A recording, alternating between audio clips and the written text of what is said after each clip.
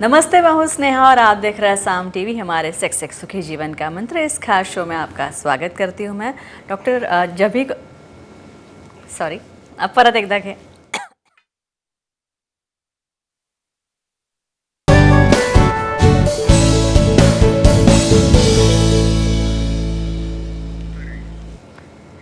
Hello, नमस्कार, आदाब। मैं हूँ स्नेहा और आप देख रहे हैं साम टीवी। हमारे सेक्स एक सुखी जीवन का मंत्र इस खास शो में आपका मैं स्वागत करती हूँ। दोस्तों, जब भी हमें कोई मेडिकल इमरजेंसी आती है या फिर स्वास्थ्य से जुड़ी कोई परेशानी हमें सताती है तो हम क्या करते हैं? सबसे पहले हम हमारे परिवारजनों के साथ हमारी समस्याएं शेयर करते हैं, हमें क्या तकलीफ़ हो रही है ये बताते हैं। लेकिन जब बात आती है लैंगिक समस्याओं की या फिर सेक्सुअल प्रॉब्लम्स की, तब क्या हम ये करते हैं? क्या हम हमारी ये सेक्सुअल प्रॉब्लम्स शेयर कर पाते हैं? नहीं, क्योंकि हम शर्मा जाते हैं, हमें डर लगता है कहीं हम मजाक का कारण ना बन सके। और इसीलिए अभी डरने की ज़रूरत नहीं है, कोई किसी प्रकार की हिचकिचाहट या फिर घबराहट मन में लाने की ज़रूरत नहीं है, क्योंकि डॉक्टर विजय दहीफले आपके साथ है, जो आपके सारे सेक्स संबंधी समस्याओं का, सेक्सुअल प्रॉब्लम्स का, भले वो सेक्सुअल डिसफंक्शन हो, शीघ्र पतन हो या फिर और कोई बीमारी हो सेक्स से जुड़ी, इसका समाधान करेंगे। तथा साइंटिफिक जो ट्रीटमेंट जो है वो साइंटिफिक लाइन ऑफ ट्रीटमेंट भी डॉक्टर देते हैं। और इसीलिए हम इस शो में, इस नए भाग में किसी खास विषय पर चर्चा करने वाले हैं और इसीलिए डॉक्टर विजय दहीफले जी भी हमारे स्टूडियो में आ गए। तो सबसे पहले जानते हैं उनके बारे में एक वीडियो के माध्यम से। डॉक्टर विजय दहीफले एक जाने माने सेक्सोलॉजिस्ट, यूरोलॉजिस्ट और एंडोलॉजिस्ट है। डॉक्टर विजय दहीफले जी के क्लिनिक संभाजी नगर, हैदराबाद, दिल्ली में द्वारका, पुणे तथा नवी मुंबई में नेरुल, खारघर मेडिकोर हॉस्पिटल, थाने, दादर, अंधेरी, कल्याण, नासिक, नागपुर, अहमदाबाद और दुबई में भी है। डॉक्टर दहीफले जी का भारत तथा अन्य देशों में कॉन्फ्रेंसेस और सेमिनार्स के लिए हमेशा आना जाना रहता है, जिनके माध्यम से डॉक्टर विजय दहीफले सेक्स संबंधी सभी समस्याओं पर सलाह एवं मार्गदर्शन करते हैं। तो हर शुक्रवार की तरह इस शुक्रवार भी डॉक्टर साहब हमारे साम टीवी के स्टूडियो में आए, उनका स्वागत करते हैं। डॉक्टर साहब, वेलकम। नमस्ते। तो इस भाग में सबसे पहले हम जानने वाले हैं सेक्सुअल डिसफंक्शन और कमज़ोरी के बारे में। तो आइए हम इस टॉपिक का चयन हमने इसलिए किया है क्योंकि काफ़ी बार दर्शकों की आप मांग रहती है कि हमें कमज़ोरी के बारे में और जानना है, उनके ऊपर क्या ट्रीटमेंट है, लाइन ऑफ ट्रीटमेंट क्या है, इसके बारे में जानना है। इसीलिए हमने इस विषय का चयन किया है। तो चलिए आगे बढ़ते हैं। सबसे पहले जानेंगे कि कमज़ोरी या फिर सेक्सुअल डिसफंक्शन हम जिसे कहते हैं, उसका निदान कैसे होता है, डायग्नोस कैसे होता है सेक्सुअल डिसफंक्शन। डॉक्टर साहब, इसका कैसे चिकित्सा होती है, फिर डायग्नोस कैसे होता है? डेफिनेटली जो हमारी कमजोरी की सीरीज चल रही है उसके अंदर ये जो पायदान है डायग्नोसिस का, निदान का, इस सबके लिए बहुत इंपॉर्टेंट है। कहेंगे इसके बारे में डिटेल में हम जी। स्नेहा, ये जो हमारी सीरीज चल रही है सेक्स एजुकेशन, सेक्सुअल अवेयरनेस और सेक्सुअल सेफ्टी, इसके अंतर्गत हम पूरे साइंटिफिक टॉपिक ले रहे हैं। इसमें सेक्सुअल डिसफंक्शन मेल में, सेक्सुअल डिसफंक्शन फीमेल में, या और क्या क्या उसका साइंटिफिक इंफॉर्मेशन है एक दायरे के अंदर हम जानने वाले हैं। उसके पहले एक डिस्क्लेमर देना चाहता हूँ यहाँ पे। Time, place, person, condition, culture, safety, consulting, अपना ओन और नॉन इन्फेक्टेड नॉन पार्टनर, इसके साथ ही हमें आजमाना है। हमने अब तक कमजोरी के कारण देखे, उसके लक्षण देखे, लेकिन निदान कैसे करें। सबसे इम्पॉर्टेंट यहाँ पे काउंसलिंग का बहुत बड़ा रोल आता है।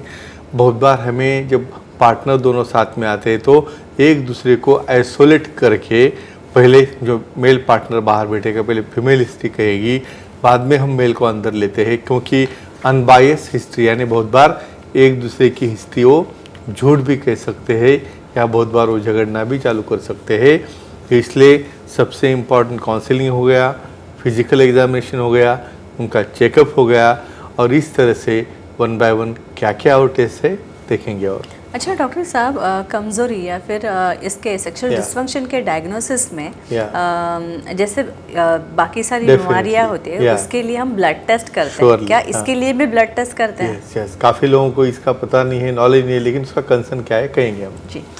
देखो, ब्लड टेस्ट करने का एक मेन रीज़न रहता है आपके बॉडी के हार्मोन्स। आपके बॉडी में जो सेक्सुअल हार्मोन्स जो सेक्स स्टिमुलेशन और भावना के लिए कारणीभूत रहते हैं वो है टेस्टोस्टेरोन, सीरम एफएसएच है, एलएच है, टेस्टोस्टेरोन है, प्रोलैक्टिन है, हार्मोनल प्रोफाइल। उसके बाद आ गया कंप्लीट ब्लड काउंट, जिसमें आपका हीमोग्लोबिन कितना है देखना है, आपका किडनी फंक्शन टेस्ट है, आपका लिवर फंक्शन टेस्ट है, आपका लिपिड प्रोफाइल है। इस तरह सबकी जो ब्लड टेस्ट है क्यों करनी चाहिए कि उसका बैकग्राउंड में कुछ कॉज नहीं, स्पेसिफिक कॉजेज बहुत बार आपको शुगर है, आपको डायबिटीज़ है, शुगर की मात्रा अधिक है, ऐसे केसेस में भी हमें देखने के लिए या उसका कॉज जानने के लिए ये ब्लड टेस्ट जरूरी होते हैं। जी डॉक्टर साहब, पहले कॉलर हमारे साथ जुड़े हैं बड़ौदा से, हिरेन जी। हिरेन जी पूछिए सर। नमस्ते सर। नमस्ते जी, बोलिए। कमजोरी की ब्लू पिल के साथ अल्कोहल ले सकते हैं क्या, जानकारी दीजिए। मेरे व्हाट्सएप मेल के ऊपर का एक बेसिक क्वेश्चन हमेशा रहता है, इवन कुछ लोग तो अल्कोहल के साथ ही वो पी लेते हैं कहेंगे हम उसका क्या कॉन्ट्राइंडिकेशन है। ये देखो, एक चीज़ ध्यान में रखो, alcohol is one of the cause of your erectile dysfunction, जिसमें ब्रेन से जो संवेदना आती है, ब्रेन जो प्रीफ्रंटल कॉर्टेक्स है उससे जो कमांड अपने लिंक के ऊपर रहती है वो कम हो जाती है। समझो आपका संवेदना कम हो गया, वहाँ पे कंडक्शन ऑफ नर्व्स कम हो गया और उसके साथ में आप पिल भी ले रहे हो तो कैसे काम करेगा वो। तो definitely as far as possible आपको एक कॉम्बिनेशन अवॉइड करना है। ऑकेजनली एज अ पार्टी कभी तुम लेते होगे वो अलग बात रहती है, लेकिन एज अ मेडिकली जिसकी वजह से आपको कमज़ोरी आई है उसी कारण को हम डेफिनेटली एडवाइस नहीं कर सकते। डॉक्टर साहब, ये जो कमज़ोरी है इसमें कलर डॉपलर के बारे में मैंने सुना है, तो इसका क्या रोल होता है, इसकी भूमिका क्या है? इवन कुछ लोग खुद आके भी बोलते हैं कि सर मेरा सोनोग्राफी करो, लेकिन ये सब में करना नहीं है। कहेंगे हम क्यों और क्या रीज़न है। देखो फ्रेंड्स, हम काउंसलिंग और हिस्ट्री के ऊपर क्यों ज़्यादा कॉन्सेंट्रेट करते हैं? भाई सबको सब टेस्ट लगते नहीं हैं। बहुत बार एक दूसरे का देख के तीसरा आता है, भाई मेरे फ्रेंड को जैसा कि आप भी मुझे करो, ऐसा नहीं रहता है। देखो यहाँ पे आपको एक हिस्ट्री हम पूछते हैं कि मॉर्निंग आवर्स में आपको इरेक्शन होते हैं क्या। जिसको मॉर्निंग आवर्स में इरेक्शन हो रही है इसका मतलब उसे ब्लड सप्लाई काफ़ी अच्छा है। लेकिन कुछ कारणवश जहाँ पे कभी समझो हमें पी शॉर्ट थेरेपी करनी है, वहाँ पे कुछ बेंड है या समझो इम्प्लांट प्लान करना है, तो ऐसे केसेस में एक कलर डॉपलर किस लिए किया जाता है कि वहाँ पे कार्पोरा में ब्लड सप्लाई कैसा है, वहाँ पे कोई कैल्सिफिकेशन या कोई नोड है क्या, और वहाँ पे जो फ्लो जाता है वो फ्लो अच्छी तरह से पीक फ्लो में है क्या, और बहुत बार वीनस लीकेज है क्या। एक कारण देखने के लिए स्पेसिफिक केसेस में एक कलर डॉपलर हम एडवाइस करते हैं, सब केसेस के लिए लागू नहीं पड़ता है। अच्छा, ब्लू पिल टेस्ट क्या होती है? या एक एडिशनल टेस्ट है जिससे कि अपने को पता चलेगा, नॉन इन्वेजिव, यानी आपको कोई प्रिक या कोई ब्लड या टेस्ट लेने की जरूरत नहीं, कहेंगे हम। देखो ब्लू पिल मतलब एनी वासोडाइलेटर। वासोडाइलेटर क्या होता है, कुछ कारणवश वहाँ पे आपको इरेक्शन नहीं आ रहा है तो एक 100 मिलीग्राम की या 50 मिलीग्राम की एक वासोडाइलेटर पिल वहाँ पे दी जाती है। वो पिल देने के बाद वो पर्सन को आइसोलेट किया जाता है एक रूम के अंदर जहाँ पे कोई उसे डिस्टर्बेंस ना हो, और वहाँ पे कुछ इमेजिनेशन करने के लिए या कुछ फैंटेसाइज करने के लिए या कुछ वीडियो देख के उन्हें कुछ इरेक्शन आता है क्या, कुछ उसके अंदर फ्लो आता है क्या, इससे आपको क्या पता चलेगा भाई वहाँ पे आर्टेरियल सप्लाई कैसा है। तो यहाँ पे कुछ प्रिक या ब्लड लेने के बजाय यही पिल से आपको पता चलेगा भाई कितना ब्लॉकेज है, कितना इरेक्शन हो रहा है, फ्लो है या नहीं है। इसे कहते हैं ब्लू पिल टेस्ट। उसके आधार से हम आगे क्या ट्रीटमेंट लेना है वो डिसाइड करते हैं। अच्छा, इसके बाद मुंबई से जुड़ी है स्मिता जी, उनका कॉल लेते हैं हम। स्मिता जी पूछिए सवाल। नमस्ते जी सर। नमस्ते जी, बोलिए। सर, लाइफस्टाइल से और एक्सरसाइज से स्त्रियों की कमजोरी पर कुछ असर होता है क्या, इसके बारे में बताइए। नहीं, female sexual dysfunction lifestyle change करने से कुछ कंट्रोल में आता है क्या? कहेंगे हम उसका काफ़ी बड़ा कंसर्न होता है। कैसे रहता है कहेंगे हम। देखो हर एक चीज़ जो है समझो गोली से अच्छी होती तो हम एक ब्रेकफास्ट की एक गोली, एक लंच की एक गोली और डिनर की नहीं लेते। यहाँ पे सबसे इम्पॉर्टेंट क्या है, आपकी मूवमेंट। यहाँ पे आपका वजन इतना बढ़ते जा रहा है, आप इतने फैट होते जा रहे हो, इवन जगह से आपको उठना नहीं आता, उठने के बाद बैठने नहीं आता। तो इमेजिन करो ऐसे केसेस में आपके हार्मोन्स कैसे काम करेंगे। यहाँ पे आपका BMI जो है 25 के ऊपर बढ़ रहा है, यहाँ पे स्थूलपना आ चुका है, उसकी वजह से डायबिटीज़, ब्लड प्रेशर आ रहा है। तो एक्सरसाइज है, योगा है, प्राणायाम है, किस तरह का ब्रिस्क वॉक है। बहुत बार आप जंपिंग या कुछ प्रकार के एरोबिक्स रहते हैं, वो करने से आपका वेट कम होता है। वेट कम होने से वॉस्कुलैरिटी जैसे मेल में रहती है, उसी तरह फीमेल के वजाइना, क्लैटोरिस और इंट्रॉइट की तरफ ब्लड फ्लो बढ़ता है, और ये बढ़ने की वजह से उनमें भी जो कमजोरी है डेफिनेटली धीरे धीरे ये कम होती है। और उसके बाद भी नहीं हुआ तो काफ़ी अच्छे ट्रीटमेंट्स है जो हमें डिस्कशन में देखने वाले हैं। अच्छा, एनपीटी ट्रीटमेंट्स जो है हाँ, या फिर एनपीटी टेस्ट NPT जो टेस्ट है ये कमजोरी के लिए की जाती डायग्नोसिस है के लिए इन शॉर्ट यह था नॉक्टर्नल पेनाइल ट्यूमिशंस क्या रहता है कहेंगे हम। मैं अभी एक जिक्र कर रहा था कि मॉर्निंग आवर्स में अनवॉलंटरी यानी हमारी सिंपैथेटिक और पैरासिम्पैथिक सिस्टम दोनों काम करते हैं, तो मॉर्निंग में जो खुद होके इरेक्शन जो आते हैं, जो 3 या 4, 5 बार आते हैं, वो नॉर्मल रहता है।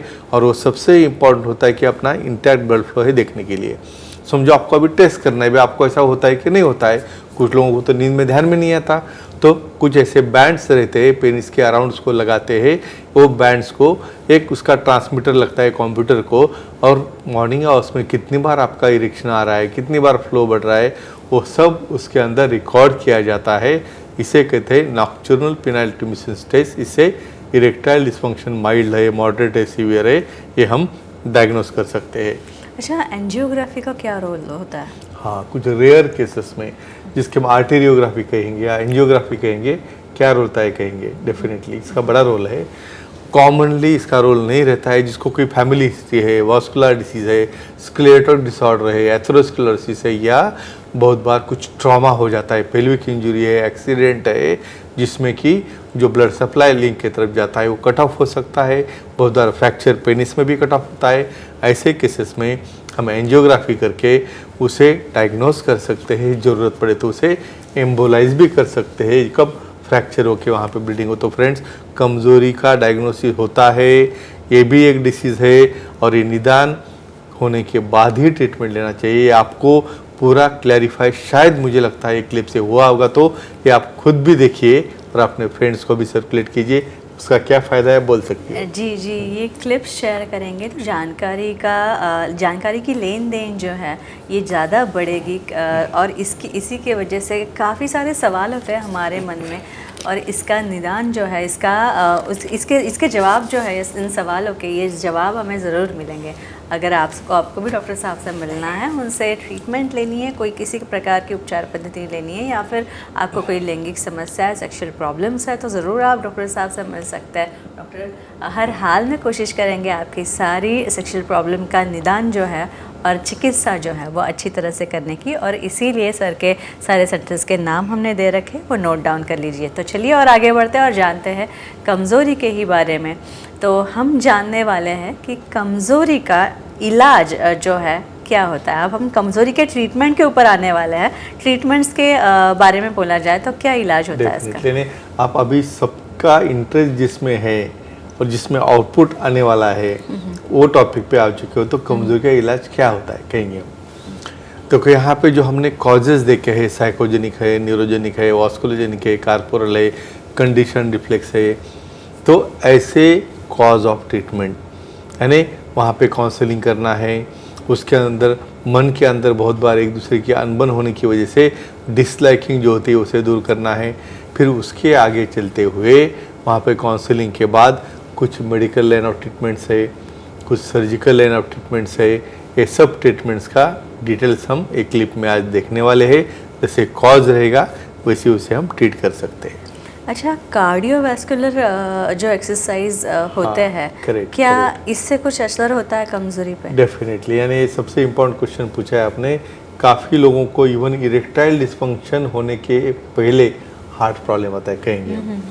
देखो, लिंक हो जाने वाला ब्लड सप्लाई जो है वो सबसे छोटी आर्टरी रहती है। यानी ऐसा समझो, जब आपको पहले इरेक्टाइल डिस्फंक्शन हो रहा है वो आपके हार्ट की टेस्ट है, वो यानी यहाँ पे 25% ब्लॉक हो जाएगा तो हमारा ऊपर हार्ट 50% ब्लॉक हो जाता है। तो यानी हार्ट की टेस्ट, यानी जिसको भी कमज़ोरी है, जिसको भी समझो इरेक्टाइल डिस्फंक्शन हो रहा है, उसने ध्यान में रखना है कि भाई उसकी हार्ट की भी हालत ख़राब होती जा रही है, हार्ट का भी सप्लाई कम होते जा रहा है।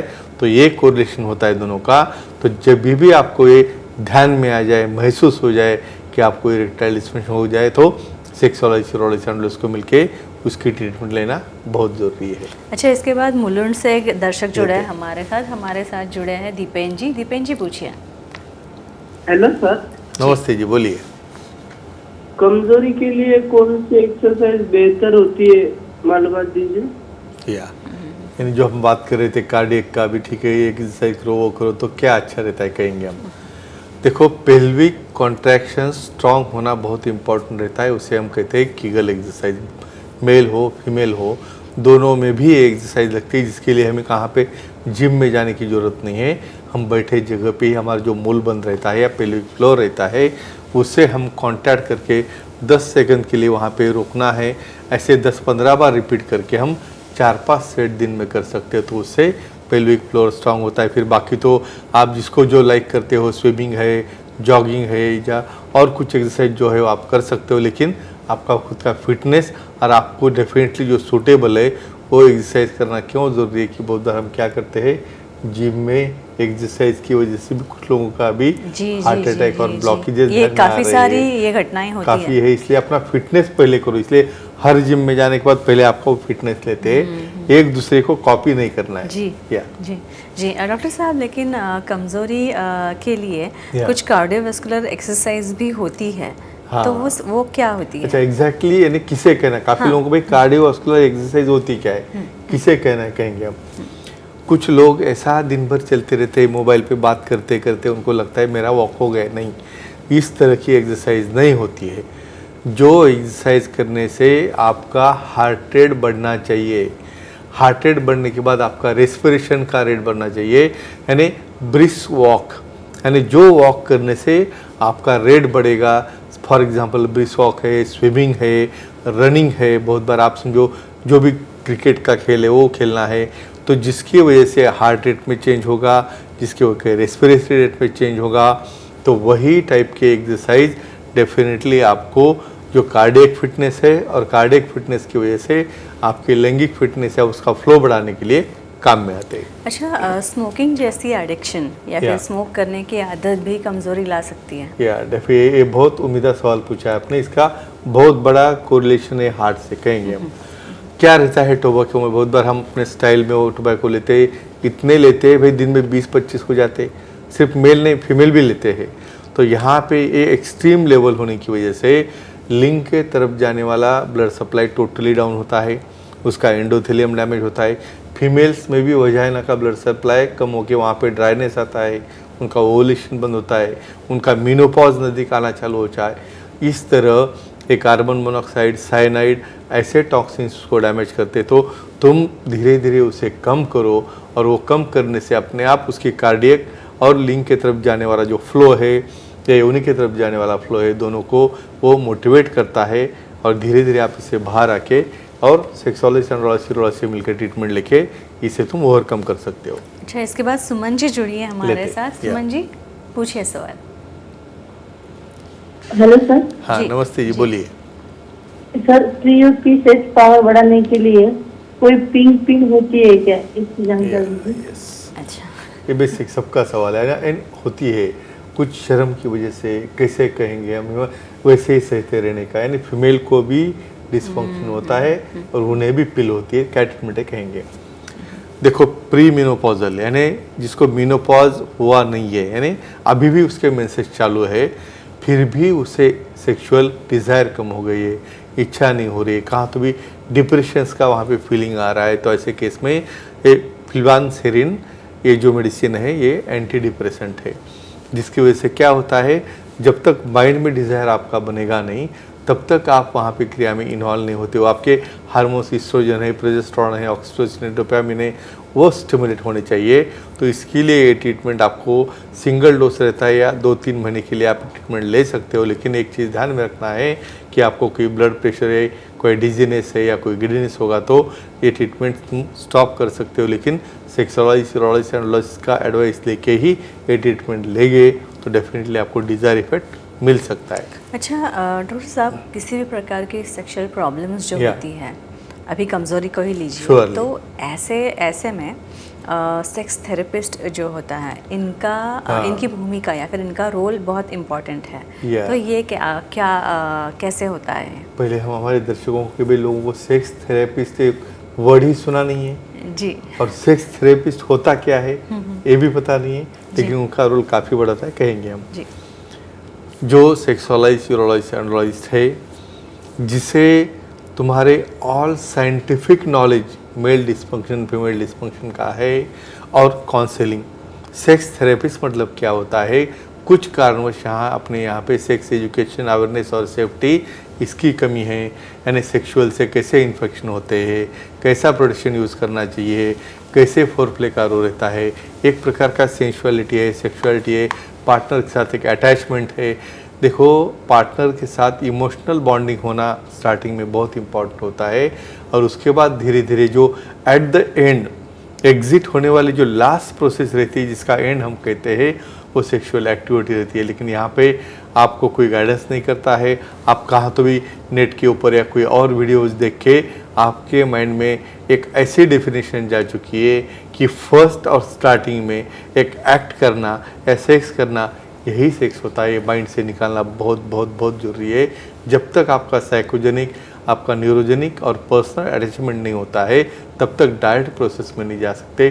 तो ये ट्रीट करने वाले, ये काउंसिल करने वाले और उन्हें सिखाने वाले जो स्पेशलिस्ट रहते हैं वो सेक्स थेरेपिस्ट रहते हैं, और उनका काफ़ी बड़ा रोल होता है। अच्छा, कमजोरी के लिए ओरल मेडिकेशंस भी होते हैं? डेफिनेटली यानी, और वो किसे देना चाहिए, क्या चाहिए, बहुत इंपॉर्टेंट रहता है। क्योंकि कुछ लोगों को काउंटर पे जाके खुद होके गोली लेना और निकल जाना ये पता रहता है, कहेंगे हम।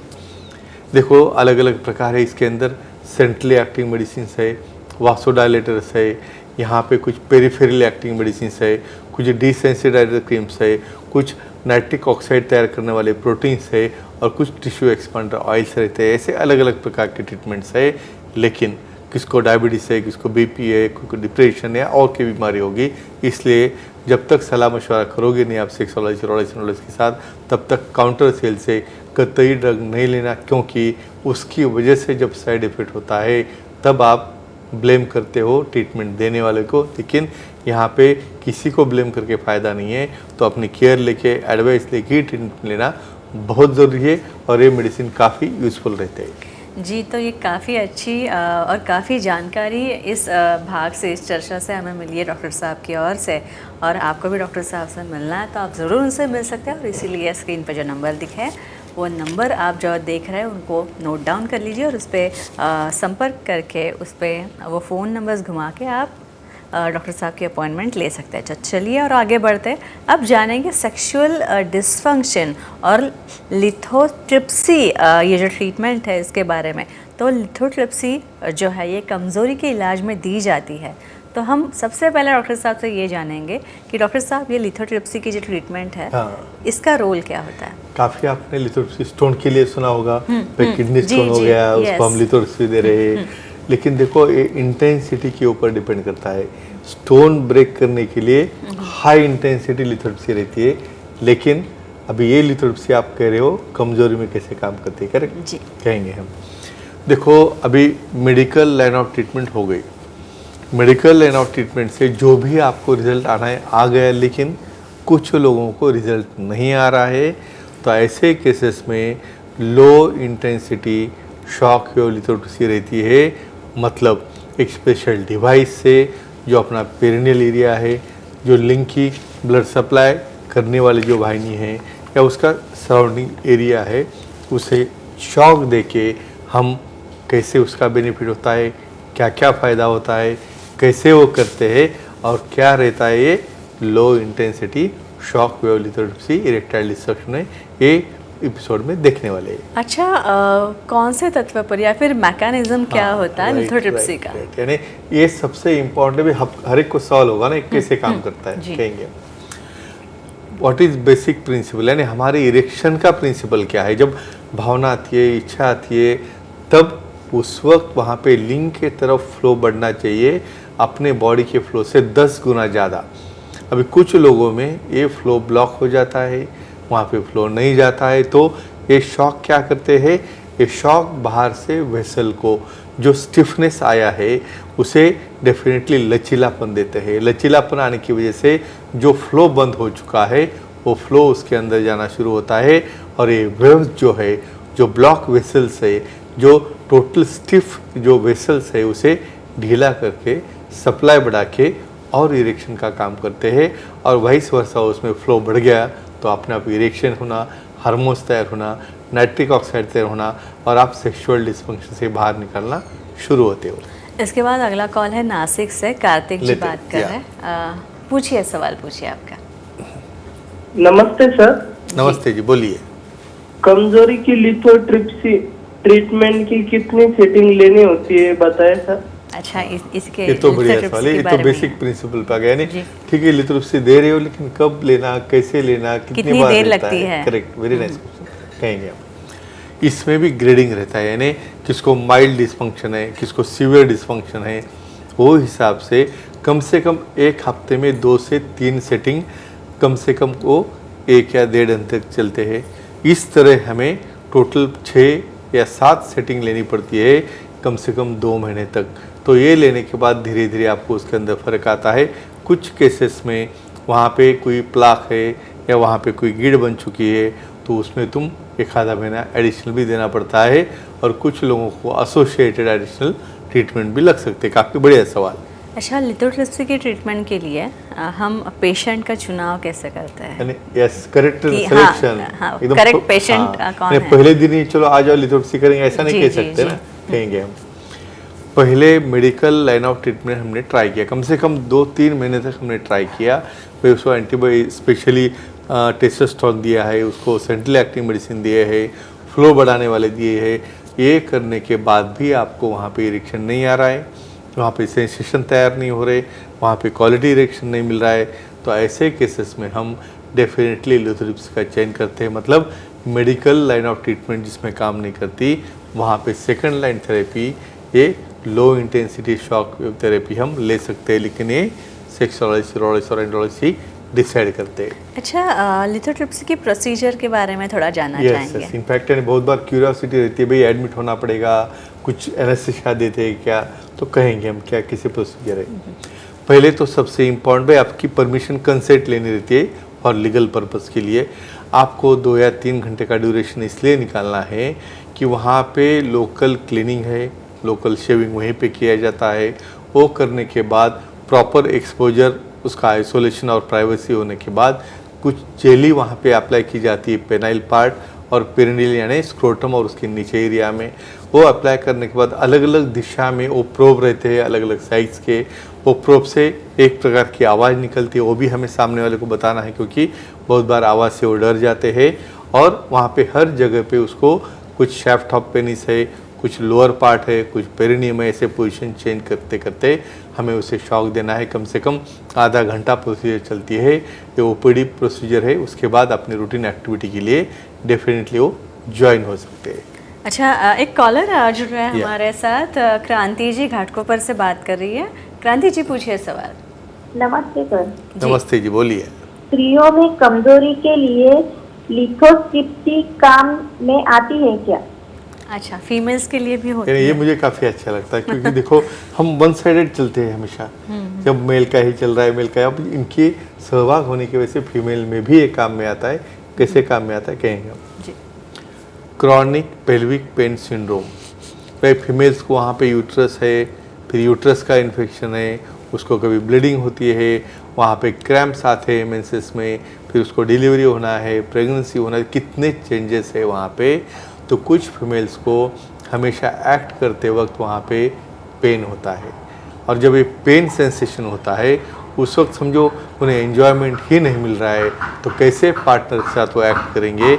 और यहाँ पे पार्टनर जो है यहाँ पे उन्हें कोऑपरेट नहीं करता है, तो ऐसे केसेस में लिथोट्रिप्सी कैसे काम करती है, वहाँ पे जो ब्लड फ्लो जा रहा है वहाँ पे क्लैटोरिस की तरफ है, वल्वा की तरफ है, वजाइनल एरिया में है, ये मल्टीपल शॉक देने की वजह से वहाँ पे वास्कुलरिटी बढ़ती है और डेफिनेटली वो पेन से बाहर आते हैं और उनके अंदर भी एक प्रकार का सटाइटी, ऑर्गेज़म, या वहाँ पे प्लेजर मिलने में इसका बड़ा फ़ायदा होता है। अच्छा, यही सवाल अगर आगे बढ़ाया जाए तो जो फीमेल्स को लिथोट्रिप्सी की ट्रीटमेंट दी जाती है, तो क्या इससे फीमेल को मतलब कमज़ोरी अगर उनमें हो तो वो पूरी तरह से दूर हो जाएगी? कम होती है क्या?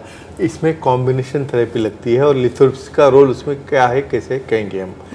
फ्रेंड्स, यहाँ पे एक चीज़ कहता हूँ, हार्मोनल का भी काफ़ी बड़ा रोल रहता है और फीमेल्स में भी कमज़ोरी के लिए हम इंडायरेक्टली कहेंगे आपको। देखो, आपको वहाँ पे एक्ट करते हो, समझो पेन हो रहा है, आप अलाउ करोगे? नहीं करोगे।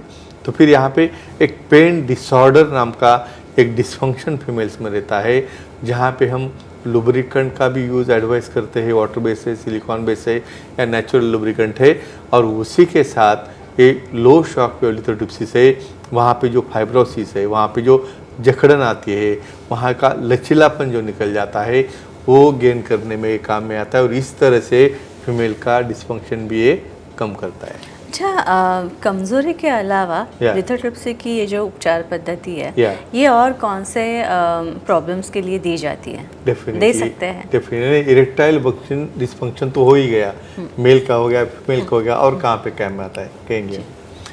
बेसिकली यहाँ पे पेल्विक पेन सिंड्रोम हो गया, क्रॉनिक पेन हो गया, मेल्स में बहुत बार पेरोनिस प्लेक्स यानी कभी पेनिस का फ्रैक्चर हो जाता है, हस्तमैथुन करने से, उसको बेंड करने से वहाँ पे बहुत बार फाइब्रोसिस हो जाता है, एंगुलेशन आता है। तो ऐसे केसेस में भी यहाँ पे थोड़ा ड्यूरेशन ज़्यादा लगता है, लेकिन शॉक वेव लिथोट्रिप्सी देने से वहाँ पे प्लायबिलिटी आती है, वहाँ पे ब्लड फ्लो बढ़ता है, जो एंगुलेशन और बेंड ऑफ द पेनिस है वो भी वहाँ पे स्ट्रेट करने में काम आता है। तो फ्रेंड्स, यहाँ पे जिसको भी कमज़ोरी है, जिसको भी इरेक्टाइल डिसफंक्शन है, मेल हो फीमेल हो, सबने ये ध्यान में रखना है, हर एक चीज़ को ट्रीटमेंट रहती है, लेकिन हमें एक्सेप्ट करना है कि मुझे कमज़ोरी है। जब तक आप एक्सेप्ट नहीं करोगे तब तक उसे कोई इलाज नहीं रहता। तुम एक्सेप्ट नहीं करोगे तो आपका पार्टनर का सेपरेशन, डिस्ट्रैक्शन, इवन डिवोर्स तक ये केसेस जाते हैं। तो फ्रेंड्स, ये प्रिवेंट करने के लिए, साइंटिफिकली आपको नॉलेज देने के लिए और आपका जीवन सुखी होने के लिए एक क्लिप या एपिसोड बनाए। स्नेहा जी, बाकी और आप कह सकती हो जी। और ऐसे ही अलग अलग सवालों के आपके जवाब हम हमारे शो के माध्यम से देते रहे और आपकी सारी शंकाओं का समाधान करते रहे, यही हमारा खास मकसद है। और इसीलिए हम हमेशा इस हमारे शो पे नए नए विषय या फिर नए नए टॉपिक्स जो है हम चुनते हैं, जिससे काफ़ी भारी मात्रा में, काफ़ी लंबी मात्रा में इंफॉर्मेशन जो है आपके पास पहुंच सके। तो डॉक्टर साहब, आप यहाँ पे आए इसलिए बहुत बहुत शुक्रिया आपका। धन्यवाद। तो ये थे हमारे खास मेहमान डॉक्टर विजय दहीफुले, जिन्होंने सेक्स संबंधी समस्या और उसके उपायों पर बहुत ही अच्छी जानकारी दी, तथा कौन सी ट्रीटमेंट्स दी जाती है अलग अलग सेक्सुअल प्रॉब्लम के लिए, ये हमने जाना। अगर आपको भी डॉक्टर साहब से मिलना है तो आप ज़रूर मिल सकते हैं, और इसके लिए स्क्रीन पे जो नंबर्स दिए गए हैं वो नंबर लिख लीजिए, नोट डाउन कर लीजिए अपने डायरी में, तथा सारे सेंटर्स के नाम डॉक्टर साहब के दिए गए, अंधेरी, दादर, नवी मुंबई में, नेरुल, ठाणे, खारघर में, तथा कल्याण में, पुणे में, नासिक में, संभाजी नगर में, हैदराबाद में, नागपुर में, दुबई में भी डॉक्टर साहब के सेंटर्स हैं। यहाँ पे आप जा सकते हैं और आसानी से सर की अपॉइंटमेंट ले सकते हैं। उनकी वेबसाइट भी है जो कि अपॉइंटमेंट लेने का और एक आसान ज़रिया है। इस वेबसाइट पे आप जाएंगे तो आपको अपॉइंटमेंट का बटन दिखेगा, आप क्लिक कीजिए और आसानी से डॉक्टर साहब की अपॉइंटमेंट पा सकते हैं और बहुत ही सरल तरीके से आपकी सारी सेक्सुअल प्रॉब्लम से छुटकारा पा सकते हैं। तो डॉक्टर, यहाँ पे आने के लिए फिर एक बार आपका शुक्रिया। अब वक्त हो चला है दर्शकों को भी विदा करने का, तो अब हम यही रखते हैं, लेकिन अगले शुक्रवार जरूर मिलेंगे। तब तक गुड नाइट, शब्बा खैर, नमस्ते।